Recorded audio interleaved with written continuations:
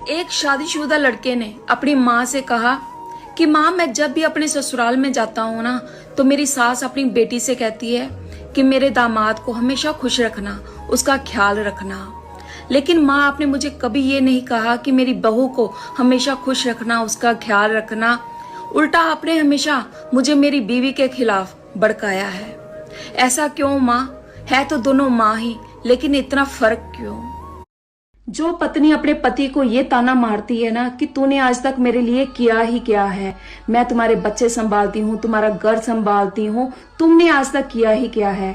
मैं उस बहन से कुछ कहूंगी कि सुन बहन, घर से बाहर जाकर नौकरी करनी, किसी की गुलामी करनी, ये आसान नहीं होती। सिर्फ बातें करना आसान होता है। हम औरतें आराम से घर पर रह सकती हैं या काम वाली लगवा सकती है, हमारा दिल चाहे काम करे चाहे ना करे। पर इन मर्दों को रोज नौकरी पर जाना पड़ता है, चाहे बाहर बारिश आ रही हो, चाहे धूप हो, कुछ भी हो, पर इनको अपना फर्ज निभाना ही पड़ता है। शादी के बाद जब भाई बहन का किसी बात को लेकर लड़ाई झगड़ा हो जाता है, तो भाई बहन एक दूसरे को बुलाना बंद कर देते हैं। फिर भाई बहन के घर नहीं जाता और बहन भाई के घर नहीं आती।